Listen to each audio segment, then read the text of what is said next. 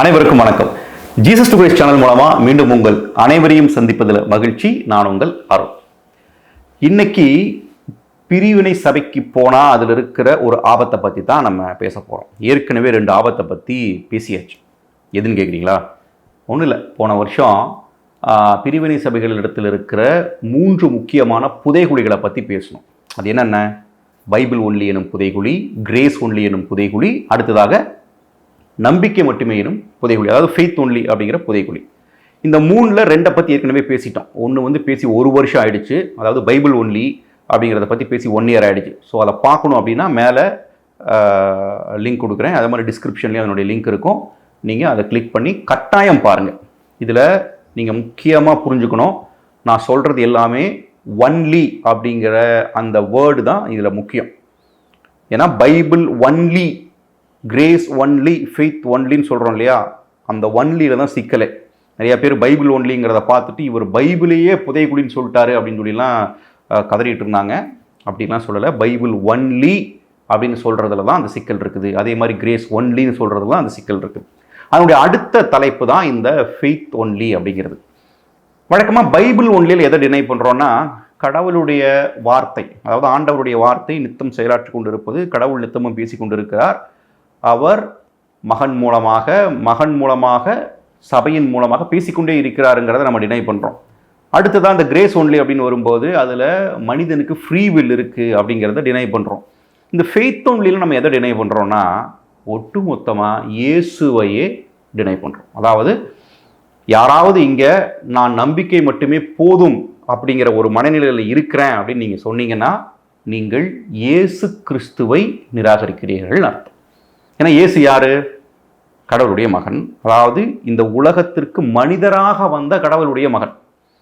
அப்போ மனிதராக அவர் எடுத்ததை, அதாவது மனிதராக அவர் வந்ததே எதுக்குன்னா, ஒரு செயலை செய்வதற்குத்தான், தன்னையே பலியாக ஒப்பு கொடுத்து மக்களை மீட்பதற்குத்தான்.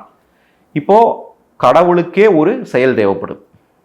அதாவது கடவுளுக்கே இந்த மக்களை மீட்பதற்கு ஒரு பலி தேவைப்படுது. அந்த பலிக்காக தன்னுடைய மகனையே அனுப்பி அவர் நம்மளை மீட்கிறார். அப்போ அங்கே ஒரு செயல் தேவைப்படுது. இப்போ அந்த செயலில் இயேசு கிறிஸ்துனுடைய பங்கு என்னன்னா, மனிதனாக வந்து கடவுளுடைய சித்தத்தை நிறைவேற்றுவது. அது எப்படி? கடவுள் சொன்ன எல்லாத்தையும் செயல் வடிவுல காட்டுறது தான். அப்போ இந்த செயல் இல்லைன்னா மனித குலத்திற்கு மீட்பு இல்லை. அப்போ செயல் தான் இங்கே அல்டிமேட். நல்லா புரிஞ்சுக்கணும், செயல் தான் அல்டிமேட்.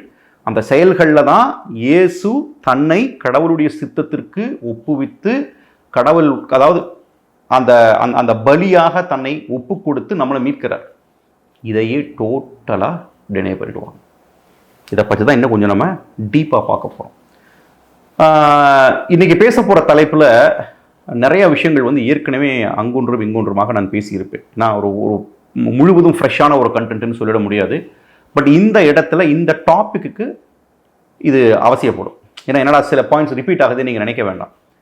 ஃபஸ்ட்டு இந்த ஃபெய்த் ஒன்லி அப்படிங்கிற கான்செப்ட், அதாவது இந்த நம்பிக்கை எப்போ வந்துச்சு, எப்படி வந்துச்சு அப்படிங்கிறத பற்றி ஷார்ட்டாக பார்த்துடலாம்.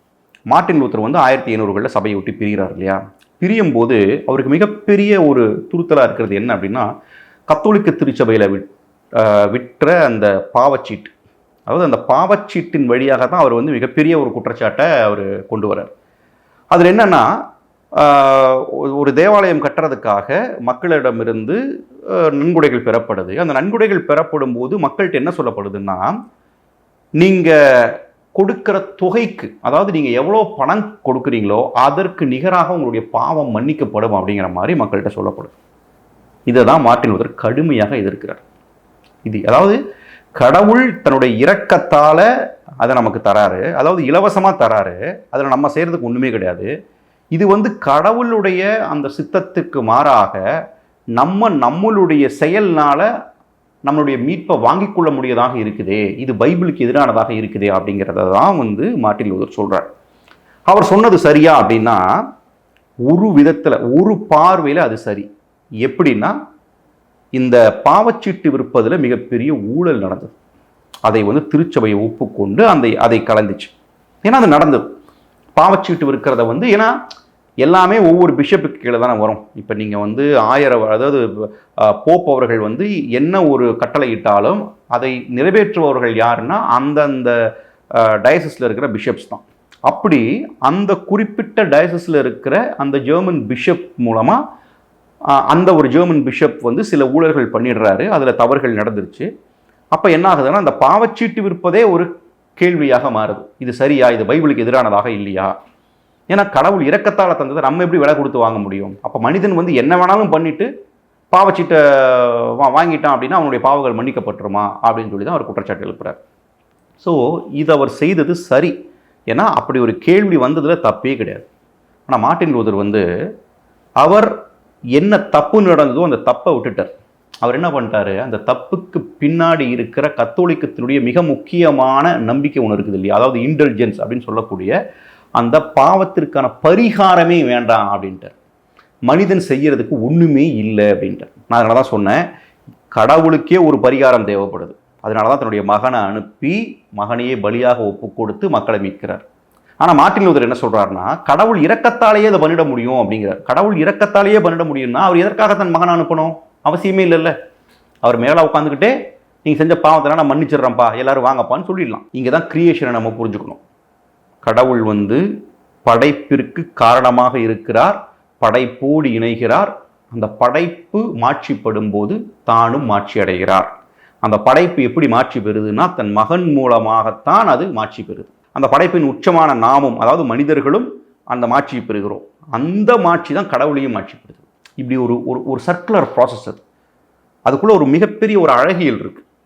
ஸோ இப்போ இந்த அழகியலுக்குள்ள அவர் வந்து கடவுளை போல மனிதன் வாழ வேண்டும், செயல்பட வேண்டும் அப்படின்னு சொல்லி நினைக்கிறார். கிரியேஷனுக்குள்ளே வந்து அதை செய்யணும்னு நினைக்கிறார். அப்போ இங்கே செயல் வந்து மிக மிக முக்கியமான ஒன்று. நான் வந்து 3 வருஷத்துக்கு முன்னாடி ஒரு வீடியோ பேசியிருந்தேன். பலருக்கும் அது ஞாபகம் இருக்குமான்னு தெரியல. சால்வேஷன் பை ஃபெய்த் அலோன் அப்படிங்கிற ஒரு வீடியோ. அந்த வீடியோனுடைய லிங்க்கும் நான் கீழே கொடுக்குறேன். அதில் ரொம்ப டீட்டெயிலாக அதை பற்றி நம்ம பேசியிருப்போம். அந்த காலத்தில் பவுல், அதாவது இன்னைக்கு மார்ட்டின் லூத்தரோ இல்லை மற்ற பிரிவினை சபைகளோ வந்து இந்த செயல் வேண்டான்னு சொல்கிறதுக்கு அடித்தளமாக எடுத்துக்கிறதுனா பவுலுடைய ப்ரீச்சிங் தான். ஆனால் பவுல் உண்மையாகவே என்ன சொன்னாருன்னா, பவுல் ஒரு செயல் வேண்டான்னார். அது என்ன செயல்னா, இயேசு மனிதனாக வந்ததற்கு அப்புறமும் அக்கால யூதர்கள் இயேசுவை ஏற்றுக்கொள்ள தவறினார்கள். அவர்கள் வந்து மீண்டும் மீண்டும் பழைய முறையையே செஞ்சுக்கிட்டு இருந்தாங்க. ஒரு பலியின் மூலமாக நாம் மீட்கப்படுவோம்ன்றதை நம்பிக்கிட்டு இருந்தாங்க. அப்போ பவுல் தெளிவாக அவங்கள்ட்ட சொல்றாரு, இப்போ இந்த செயல்களால் உங்களுக்கு எதுவும் நடக்காது, நீங்கள் செய்து கொண்டிருக்கிற இந்த செயல்களால் அங்கே கடவுள் உங்களை ஏற்றுக்கொள்ள மாட்டார், நீங்கள் இயேசுவை நம்பியாக வேண்டும்ங்கிறார். அந்த நம்பிக்கைங்கிறது மெசியா வந்தாச்சு, இயேசுதான் அந்த மெசியா அப்படிங்கிறத நம்புறது. அது வந்து இனிஷியல் ப்ராசஸ். அதுக்கப்புறம் இயேசு சொன்னதை நம்புவது, அது 2வது ப்ராசஸ். ஸோ இது ரெண்டையும் நீங்கள் முழுமையாக நம்பிக்கிட்டா தான் ஏற்கனவே செஞ்சிட்டு இருந்த செயல்களை விட்டுட்டு இயேசு சொன்னதை செய்ய முடியும்.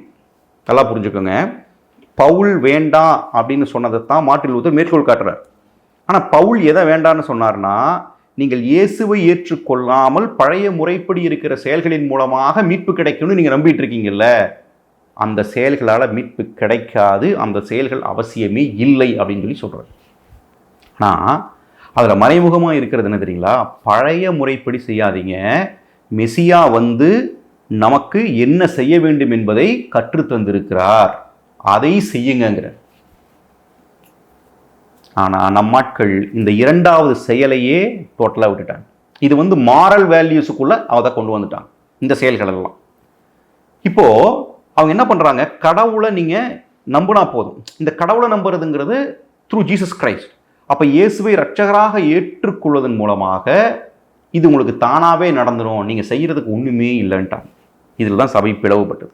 இந்த பிளவுகள் வந்து இதுக்குள்ளே நிறைய ரிஃபர்மேஷன்லாம் வந்து அது இன்னும் நிறையா பிரிஞ்சு போயிடுச்சு. அதில் ரொம்ப ஆபத்தான கோட்பாடாக என்ன வந்துடுச்சுன்னா, இங்கே செயல்களுக்கு மதிப்பே கிடையாது, நீங்கள் என்ன செஞ்சாலும் அது கடவுளை பாதிக்காது. ஒன்ஸ் நீங்கள் சால்வேஷன் அடைஞ்சிட்டிங்க அப்படின்னா உங்கள் செயலுக்கு அங்கே எந்த மதிப்பும் கிடையாது. நீங்கள் நல்லது செஞ்சாலும் சரி, கெட்டது செஞ்சாலும் சரி, நீங்கள் மீட்கப்பட்டுட்டீங்கன்னா நீங்கள் சொர்க்கத்துக்குள்ளே போயிடுவீங்கன்னெல்லாம் கால்வின் சொல்ல ஆரம்பித்து அது ஒரு நம்பிக்கையாக போயிடுச்சு. ஸோ இதில் எல்லாத்துலேயும் அல்டிமேட் என்னென்னா செயல்களை நிராகரிப்பது.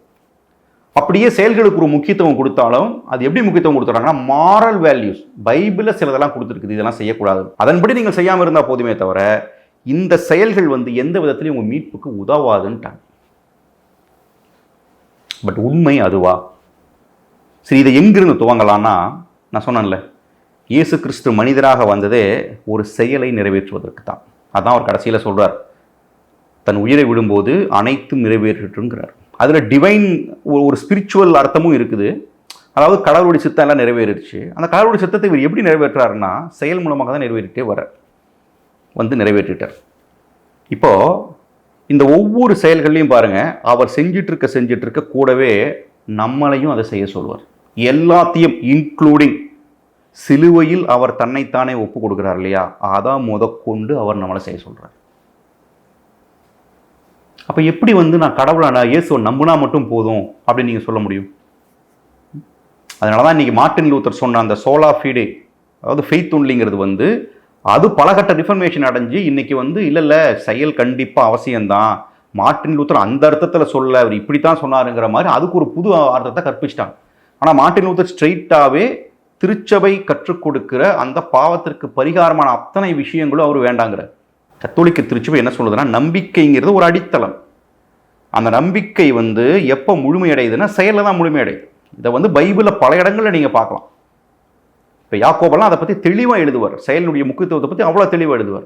இருந்தாலும் அதை ஒத்துக்கொள்ளாமல் இல்லை நம்பிக்கை மட்டும்தானே சொல்லிட்டு இருந்தாங்க. ஏன்னா அவங்க பார்த்த விஷயங்கள் வேறு, அதனுடைய ரிஃப்ளெக்ஷன் தான். இன்னும் நம்ம ஆளுங்க பார்த்தீங்கன்னா வேளாங்கண்ணிக்கு மொட்டை போடுறதையோ, இல்லை கோயிலுக்கு பாத யாத்திரை போகிறதையோ, இல்லை வேறு ஏதாவது தேர் தூக்கிட்டு போகிறதையோ, இதையெல்லாம் என்ன நினச்சிக்கிறாங்கன்னா இதன் மூலமாக மீட்பு கிடைச்சிருமா? இதன் மூலமாகலாம் மீட்பு கிடைக்குதுன்னு யாருமே சொல்லலை. சர்ச்சு இதை செயலெல்லாம் மீட்பு கிடைக்காதுன்னெலாம் சொல்லலை. பக்தி முயற்சிகள்ங்கிறது டோட்டலாக வேறு. திருச்சபை சொல்கிற நம்பிக்கை செயல் என்ன அப்படின்னா, நீங்கள் இயேசு கிறிஸ்துவை இரட்சகராக ஏற்றுக்கொள்ள வேண்டும். இது எக்ஸ்டர்னலாக கிடையாது. இயேசு வெளியில் இருக்கிறாரு, அவரை நான் கடவுள்னு ஏற்றுக்கிறேன், அவரை நான் நம்புறேன் அப்படிங்கிறது இல்லை. உங்களுக்கு மீட்பு வேணும்னா நீங்கள் மரித்து கிறிஸ்து உங்களுக்குள் பிறக்க வேண்டும். அப்போ கிறிஸ்து எனக்குள்ள வந்துட்டார்னா அவர் என்ன தந்தையாம் கடவுளோடு இணைத்திருவார் அப்படிங்கிற நம்பிக்கையோட நீங்கள் முதல்ல கிறிஸ்துவை ஏற்றுக்கணும். ஏற்றுக்கிட்டு அந்த கிறிஸ்து உங்களுக்குள்ள வந்துட்டாருங்கிறத உங்களுடைய செயல்களில் நீங்கள் வெளிப்படுத்தணும். இதுதான் மிக முக்கியம். ஏன்னா இந்த செயல்கள் அப்படின்னு வரும்போது கடவுளுடைய இரக்கத்தால் எல்லாமே நடந்துக்கிட்டு இருந்தாலும் இங்கே ஃப்ரீவில் இருக்குன்னு நம்ம சொன்னோம் இல்லையா. அப்போ இந்த செயல்கள் ஒவ்வொன்றையும் குறுக்கிடுவது எதுன்னா உங்களுடைய ஃப்ரீவில்.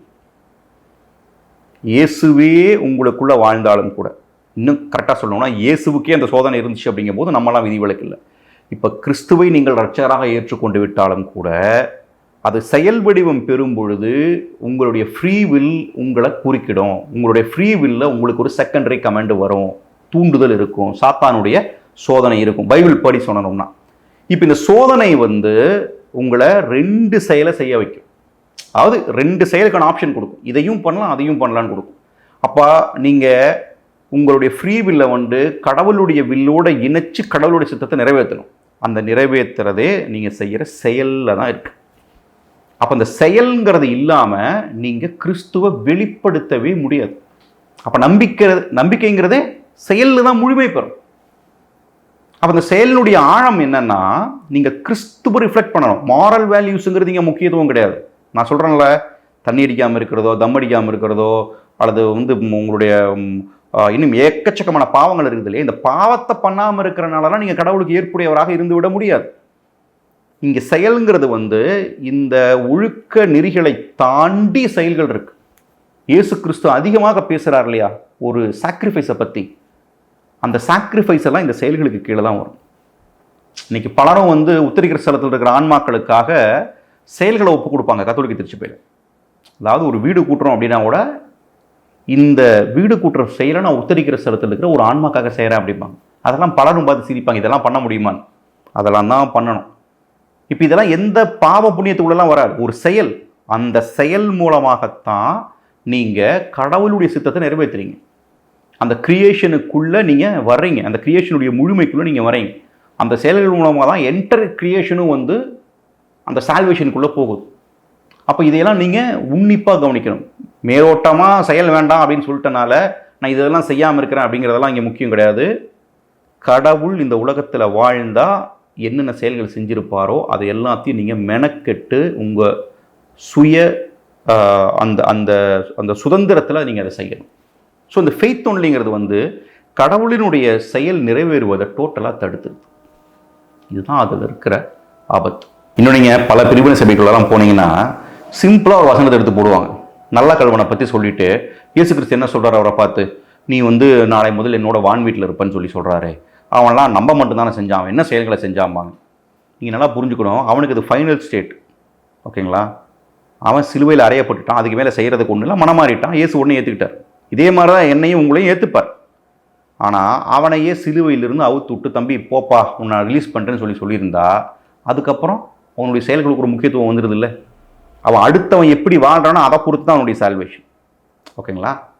இப்போ நம்மெல்லாம் வந்து நமக்கு ஒரு அப்படி ஒரு ஃபைனல் ஸ்டேட் வரல. ஸோ நம்மளுடைய செயல்கள் ஒவ்வொன்றுமே வந்து நம்மளுடைய மீட்புக்கு காரணமாக இருக்குது. ஸோ ரொம்ப முக்கியம்.